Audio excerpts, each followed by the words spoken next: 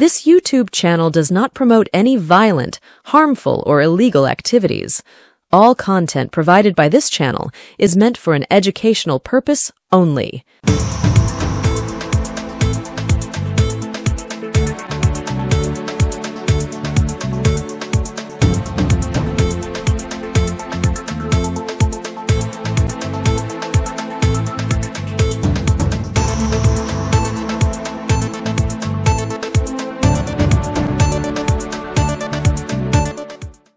নমস্কার, আদাব। আমি আপনাদের প্রবীর বিশ্বাস। দেখতে শুরু করেছেন আপনাদের প্রত্যেক দিনের অভ্যেস মতো আপনাদের প্রিয় চ্যানেল এনকে ডিজিটালের সান্ধ্য অনুষ্ঠান এক্স ফ্যাক্টর। বুলডোজার নিয়ে সুপ্রিম কোর্ট কড়া অবস্থান নিতেই ঘোর বদলে গেল যোগী সরকারের। তারা জানিয়েছেন এই রায়কে তারা স্বাগত জানাচ্ছেন। যোগী সরকারের দাপটে সুপ্রিম কোর্ট চড় মেরেছে কি? যে দাপট নিয়ে একের পর এক মুসলিমদের বাড়ি ভেঙে দিচ্ছিল যোগী সরকার, একের পর এক দলিতদের বাড়ি ভেঙে দিচ্ছিল যোগী সরকার, তাতে কি সুপ্রিম চড় পড়ল? কি মনে হয় আদালতের এই থাপ্পড়ে যোগী সরকার শুধরবে? শীর্ষ আদালত জানিয়েছে কোনো ঘটনায় অভিযুক্ত বা দোষীদের বাড়ি ভাঙা যাবে না, এটা কোনো মূল্যেই গ্রহণযোগ্য হবে না। আদালত তার রায়ের শুনানিতে শুরুতেই জানিয়েছে নিজের একটা ঘর, একটা উঠোন, এই স্বপ্নে বহু মানুষ বেঁচে থাকেন। নিজের ঘরের স্বপ্ন ভেঙে যাক এমনটা কেউই চান না। ঘর মানে তো এমন নয় যে একটা মানুষই সেখানে বসবাস করেন, যিনি অপরাধ করেছেন শুধু তিনিই বসবাস করেন, তার পরিবারের অনেকে থাকেন। তাতে একটা মানুষ পরিবারের যদি কোনোভাবে অপরাধ করেও থাকেন তাহলে তার পুরো পরিবারকে কি গৃহহীন করে দেওয়া যায়? এই রকমটাই কিন্তু অরাজকতা চলছিল উত্তরপ্রদেশ জুড়ে। সে হাওয়া লেগেছিল মধ্যপ্রদেশ এবং অসমে, অর্থাৎ বিজেপি শাসিত রাজ্যগুলোতে মুসলমানদের বাড়ি ভেঙে দেওয়া, দলিতদের বাড়ি ভেঙে দেওয়া এর এক রেওয়াজ শুরু হয়ে গিয়েছিল। কিরকম ভাবে হচ্ছিল আপনাদেরকে একটু বলি। ব্যাক ডেটে পুরসভা বা কর্পোরেশন বা যারা এরকম বোর্ড আছে তারা ব্যাক ডেটে ওই মুসলিম বা দলিতদের বাড়িতে একটা নোটিশ টাঙিয়ে দিচ্ছিল এবং নোটিশ টাঙিয়ে দিয়েই কয়েক ঘন্টার মধ্যেই শুরু হয়ে যাচ্ছিল বাড়ি ভাঙচুর। আগেই যেমনটা বললাম আপনাদের, একটা বাড়ি তো শুধু একটা মানুষের হয় না, পুরো পরিবারের হয়। একটা মানুষের অপরাধের জন্য, তথাকথিত অপরাধের জন্য পুরো বাড়িকে এরকম আইনের মাধ্যমে না গিয়ে জোর জবরদস্তি ক্ষমতা আছে বলে ভেঙে দেওয়া যায়? এইরকমই রামরাজ্য চলছে আমাদের দেশে, কিন্তু এরকমটা চলছিল, এমনটা কিন্তু কেউই চায় না। সুপ্রিম কোর্টের নির্দেশ, কড়া নির্দেশ, এইসব নিয়ে স্বেচ্ছাচারী মনোভাব বরদাস্ত করা হবে না। প্রশাসনিক কর্তারা ইচ্ছে মতো তারা কাজ করতে পারেন না। বিচার ছাড়া কাউকে দোষী সাব্যস্ত করা যায় না। সুপ্রিম কোর্টের এই রায়ের পর বুলডোজার অভিযান পুরোপুরি বন্ধ হবে কিনা আমরা জানি না, নাকি গোপনে চলবে এই ধরনের অকথ্য অত্যাচার। কোর্টের রায়ে যোগী ক্ষমতার যে দম্ভ সেটা কি কমবে? কতখানি কমবে? এর আগেই আমরা দু একদিন আগেই এনকে ডিজিটাল আপনাদের সামনে বুলডোজার নিয়ে একটি পর্যালোচনা এনেছিলাম। সেখানে আমরা আপনাদের জানিয়েছিলাম যে বুলডোজার কিভাবে উত্তরপ্রদেশে বিজেপির শাসন ক্ষমতার একটা প্রতীক হয়ে উঠেছে। এমনকি বিদেশ থেকে কোনো রাষ্ট্রনায়ক এলে তাদেরকে বুলডোজারের মধ্যে বসিয়ে একটা দম্ভ প্রকাশের একখানা কি বলবো এটাকে, একটা দম্ভ প্রকাশ আমরা দেখেছিলাম। অর্থাৎ বুলডোজার নাকি একটা উন্নয়নের প্রতীক, এই বুলডোজার ধ্বংসের প্রতীক, যা দলিত, মুসলমান এইসব মানুষের বাড়ি ঘর ভেঙে ধ্বংস করে দিয়েছে। উত্তরপ্রদেশে এবারে নির্বাচন জেতার পর বিভিন্ন রাজ্যে বিজেপি নেতা এবং মন্ত্রীদের আমরা ওই আদিত্যনাথের আদলে রাজ্যে রাজ্যে শাসনের বুলডোজার মডেল চালু করবার দাবি করতেও শুনেছি। এমনকি বিচারপতি থাকাকালীন অভিজিৎ গঙ্গোপাধ্যায় তিনিও এই বুলডোজার সংস্কৃতির কথা বলেছিলেন। এ রাজ্যেও দেখেছি আমরা বিভিন্ন রাজনৈতিক নেতাদের, মানে বিজেপি নেতাদের তারা বলছেন যে এই রাজ্যে বিজেপি এলে বুলডোজার চলবে। শুভেন্দু বলেছেন, দিলীপ ঘোষ বলেছেন, কে বলেননি। অর্থাৎ বুলডোজারকে তারা হাতিয়ার করে এ রাজ্য দখল করতে চেয়েছিলেন, কিন্তু তাদের সে স্বপ্ন সফল করেননি বাংলাবাসী। কিন্তু যারা সফল করেছিলেন উত্তরপ্রদেশে, অসমে বা মধ্যপ্রদেশে, যারা বিজেপির স্বপ্ন সফল করেছিলেন, ক্ষমতা এনেছিলেন, তাদের ওপরেই বিজেপি এখন বুলডোজার নিয়ে খড়গহস্ত। বুলডোজার দিয়ে ভেঙে ফেলা হয়েছে একের পর এক বসতি। কারণ যোগী মডেলে অভিযুক্তকে আইনের হাতে তুলে দিয়ে আইনি প্রক্রিয়া অনুযায়ী বিচার ব্যবস্থাকে চলতে দেওয়ার বদলে নতুন একখানা স্মার্ট বিচার পদ্ধতি হলো অভিযুক্তকে সরাসরি অপরাধী হিসেবে চিহ্নিত করে হয় এনকাউন্টার করা অথবা তার বাড়ি ভেঙে দেওয়া। এই রকমটাই একটা অরাজক অবস্থা চলছিল। ধরুন কেউ অপরাধ করেছেন, আমি আপনি ধরে নিলাম কেউ একজন অপরাধ করেছেন, কিন্তু অপরাধ করলে তার তো একটা বিচার হবে, তার তো তদন্ত হবে, আদালত আছে, আইন আছে। সেই সবের ধার না ধরে সরাসরি কারোর বাড়ি ভেঙে দেওয়া, কাউকে এনকাউন্টার করে একেবারে উড়িয়ে দেওয়া, এটা তো মাৎসর নয়। এটা তো যার ক্ষমতা আছে সেই ক্ষমতার জোরে ক্ষমতাহীনকে গিলে খাওয়া, মেরে ফেলা। এইরকম কি বিশ্বের বৃহত্তম তথাকথিত গণতন্ত্রে মানায়? আমরা নাকি বিশ্বের বৃহত্তম গণতন্ত্র, একে গণতন্ত্র বলে? আপনি কি বলেন? আমরা এই নিয়ে বিস্তারিত আলোচনা করব, তবে তার আগে নিতে হবে ছোট্ট একটা বিরতি। Welcome to the world of civil business. A Bengali business personality and the most successful business group, Roy Construction Group of companies now coming Sarib, West Bengal. Mr. Anup Roy, the managing director of the Roy Construction Group company, ready to serve his native land, the mother Bengal.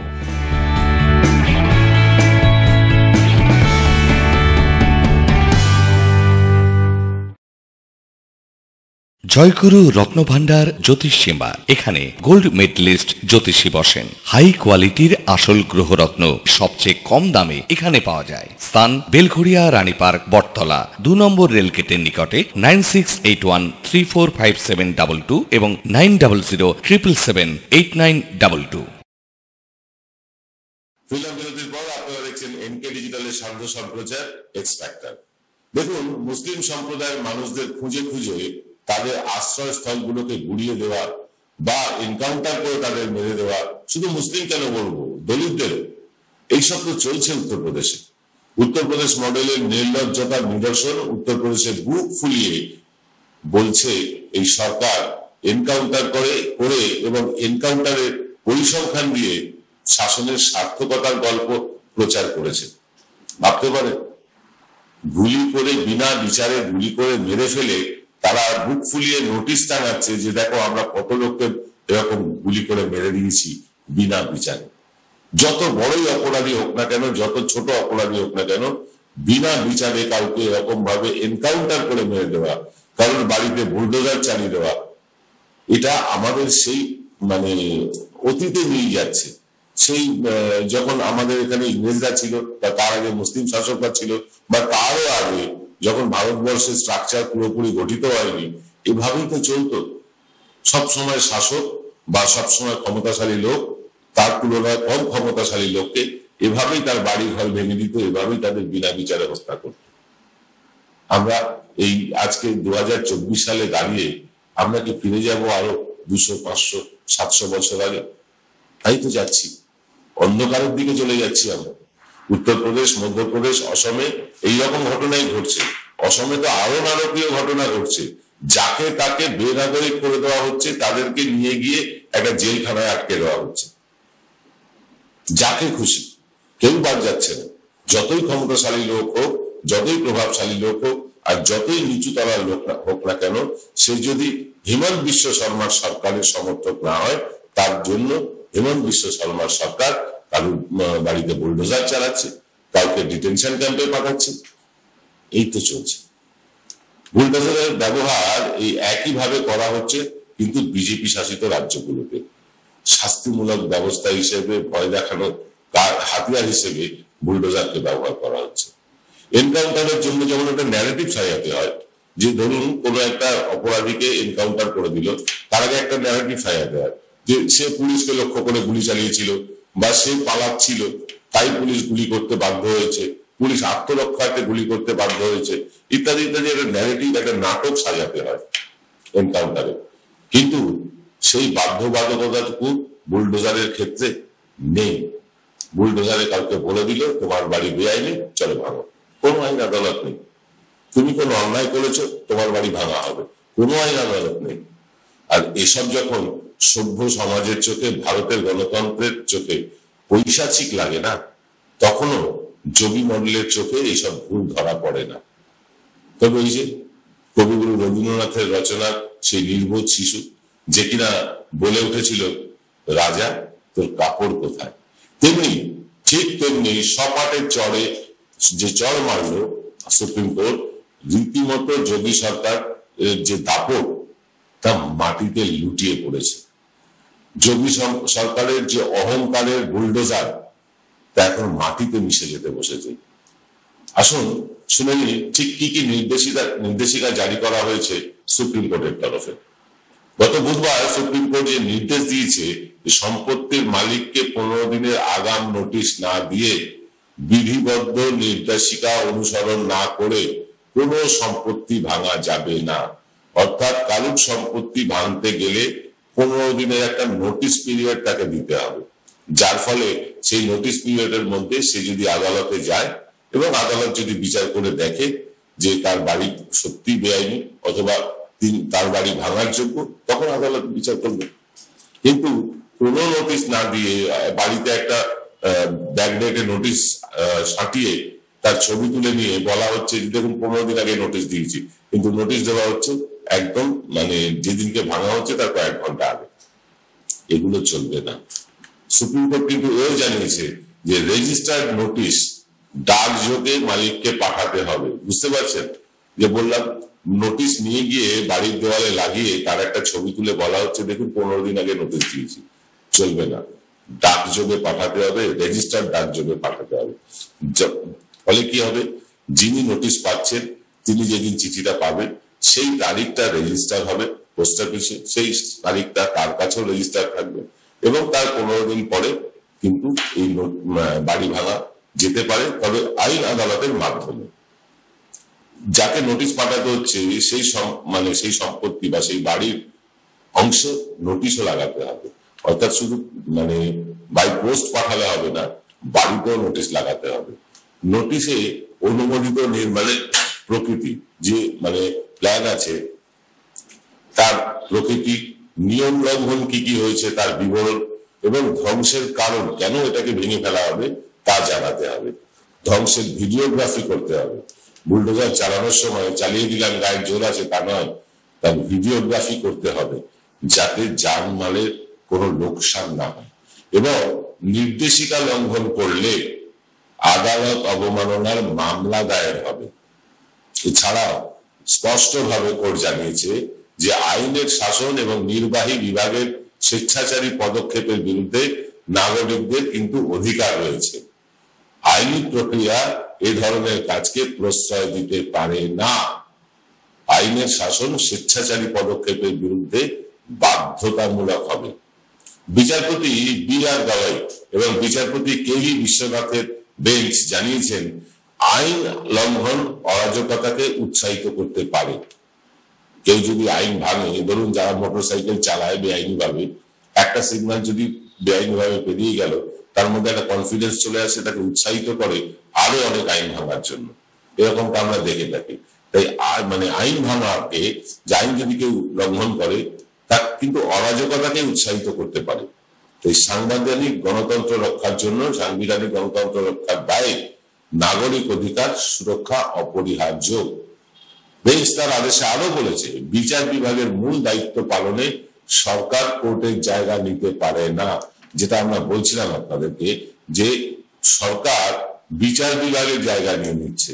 তারাই সরকার, তাদের হাতেই police, তাদের কাছেই bulldozer, তারাই আইন, তারাই আদালত, তারাই ঠিক করছে কোন বাড়ি ভাঙতে হবে, তারাই ঠিক করে দিচ্ছে বাড়ির কতটা অংশ ভাঙতে হবে, পুলিশ দিয়ে যাকে খুশি গুলি চালিয়ে দিচ্ছে।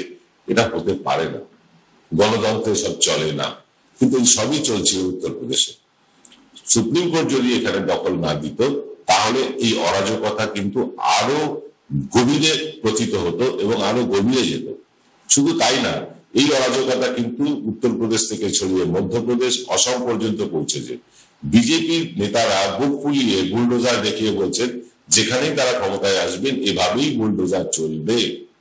যেমনটা আমাদের শুভেন্দু বলেছিলেন, দিলীপ ঘোষ বলেছিলেন, কে বলেননি, সুকান্ত মজুমদার বলেছিলেন। প্রত্যেকেই বুলডোজারকে হাতিয়ার করতে চেয়েছিলেন ভয় দেখানোর হিসেবে। সরকারি বিভাগই যদি বিচারকের ভূমিকা নেয়, আদালত আরো বলছে যে সরকারি বিভাগ যদি বিচারকের ভূমিকা নেয় এবং আইনি প্রক্রিয়া অনুসরণ না করে ওই বাড়ি ফাড়ি ভেঙে ফেলার নির্দেশ দেয়, তবে আইনের শাসন লঙ্ঘন হচ্ছে। আইনি প্রক্রিয়া অনুসরণ না করে রাষ্ট্র অভিযুক্ত বা দোষী বিরুদ্ধে স্বেচ্ছাচারী ব্যবস্থা নিতে পারে না। সুপ্রিম কোর্ট জানিয়েছে বুলডোজার পদক্ষেপে যদি আদালতের নির্দেশ লঙ্ঘিত হয় সেক্ষেত্রে ক্ষতিপূরণের পাশাপাশি ধ্বংস হওয়া সম্পত্তির জন্য প্রশাসনিক কর্তাদের নিজেদের পকেটের টাকা দিতে হবে। অর্থাৎ সরকার ক্ষতিপূরণ দিলে হবে না, যে অফিসার ভাঙছে তাকেও পকেট থেকে টাকা দিতে হবে। আদালত স্পষ্ট জানিয়ে দিয়েছে বুলডোজার দিয়ে ভাঙার নির্দেশ দেওয়ার পরও উপযুক্ত ফোরামের সামনে রায় চ্যালেঞ্জ করবার জন্য কিছু সময় দেওয়া উচিত প্রত্যেককে। এই ধরনের ঘটনার ক্ষেত্রে জায়গা খালি করার জন্য পর্যাপ্ত সময় দেওয়া উচিত।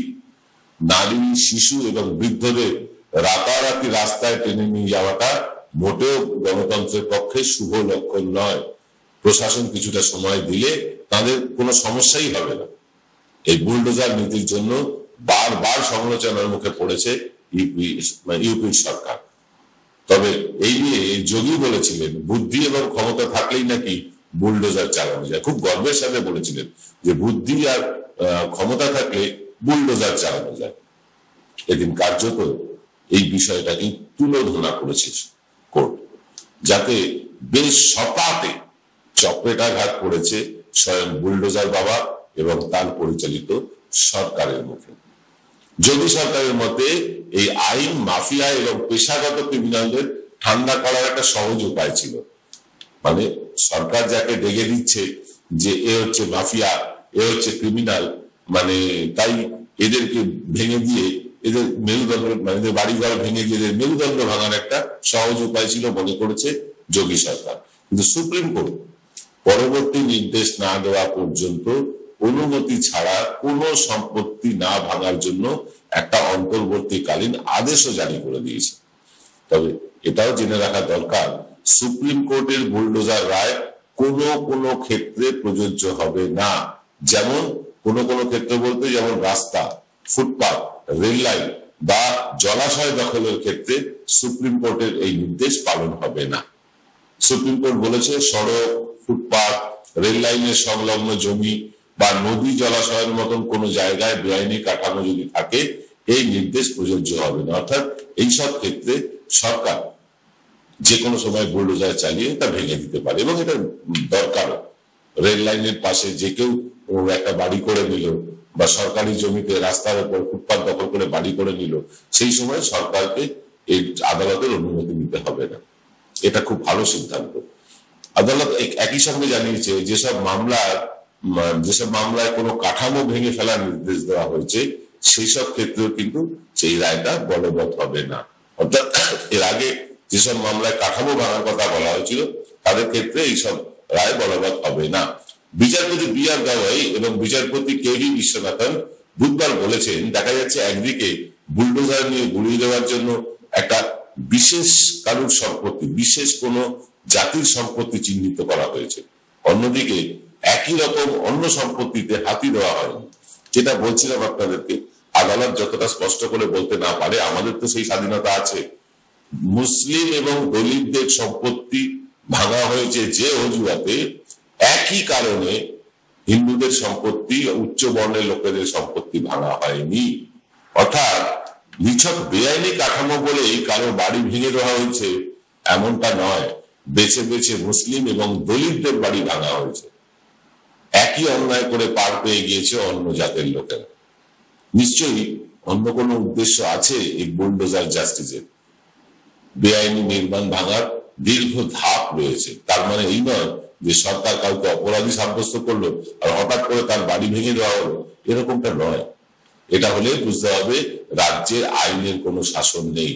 আইনি ভাবে কোনো স্ট্রাকচার ভাঙার নোটিশ যদি অনুমোদন হয় তাহলেও সময় দিতে হবে, সেখানেই নয়। সুপ্রিম কোর্ট সরাসরি সতর্ক করেছে সরকারি অফিসারদেরকে। সুপ্রিম কোর্টের বক্তব্য, প্রশাসন অথবা পুলিশ যেই হোক না কেন, যারাই এই অবৈধভাবে বুলডোজার নিয়ে ভাঙতে যাবে বা ভাঙবে, দায় নিতে হবে তাদেরও, তাদের বিরুদ্ধে ব্যবস্থা গ্রহণ করা হবে। ঐতিহাসিক রায় সুপ্রিম কোর্টের একটা। যদি প্রমাণিত হয় তারা বেআইনি কাজ করেছেন, তাহলে তাদের ব্যক্তিগত খরচে ওই ভেঙে দেওয়া সম্পত্তি গড়ে দিতে হবে অথবা ক্ষতিপূরণ দিতে হবে। ফলে যোগী সরকারের আইনজীবী আর দ্বিতীয়বার মুখ খোলার সাহসই পাননি। তিনি জানেন সরকার বাছাই করে ভাঙছে এবং অপরাধের ধর্মীয় ত্যাগ ধর্মীয় ভাবে সে যদি হিন্দু হয় তাহলেই বেঁচে যাচ্ছে, এটা কিন্তু সরকারি আইনজীবীও জানতেন। তলে তলে বেড়ে উঠছে অপরাধীদের আঘাত। তবে সুপ্রিম কোর্টের রায়কে সমর্থন জানিয়ে আপাতত যোগী দ্য বুলডোজার বাবা তিনি জানিয়েছেন অপরাধীদের ধরে অপরাধ দমন তিনি নাকি করবেন। ভালো, এটাই তো আমরা চাই। কিন্তু কারুর বাড়ি ভেঙে দিয়ে কাউকে এনকাউন্টার করে অপরাধ দমন করা, আইনের কোনো দ্বারস্থ না হয়ে, এটা মেনে নেওয়া যায় না। তাই আগামী দিনে এটাই দেখতে হবে যে যোগী সরকারের কতটা সুমতি হলো, নাকি আইন আদালতের ফাঁক ফোকর গলে তিনি একই রকম গুন্ডারাজ চালিয়ে মুসলিম আর দলিতদের উপরে অকথ্য অত্যাচার চালিয়ে যাবেন। আমাদের নজর থাকবে সেদিকে, আর আপনাদের নজর থাকুক এনকে ডিজিটালের পর্দায়। আমাদের অনুষ্ঠান খানিকটা অনিয়মিত হয়ে পড়েছে, আমাদের কিছু সদস্য অসুস্থ এবং কিছু, যেমন আমাদের প্রসূন গুপ্ত, তার চোখের অপারেশন হয়েছে, আমাদের একজন স্ক্রিপ্ট রাইটার তিনি অসুস্থ, আমি নিজে পারিবারিক সমস্যা, আমার বাড়িতে এক নবজাত শিশুকে নিয়ে ব্যস্ত ছিলাম, তাই অনুষ্ঠান নিয়মিত আনতে পারিনি, দুঃখিত আপনাদের কাছে। আশা করছি সোমবার থেকে নিয়মিত আপনাদের কাছে আবার আসবো, যেমন আপনারা দেখতে পাচ্ছিলেন সকাল 9টা রাত 8টার অনুষ্ঠান তেমন ভাবেই পাবেন। তবে এই অনিচ্ছাকৃত ত্রুটির জন্য আমরা ক্ষমা চেয়ে নিচ্ছি। দেখা হবে আগামীকাল সকাল 9টায় এক বিশেষ অনুষ্ঠান নিয়ে থার্ড আইতে। ভালো থাকবেন সবাই, নমস্কার।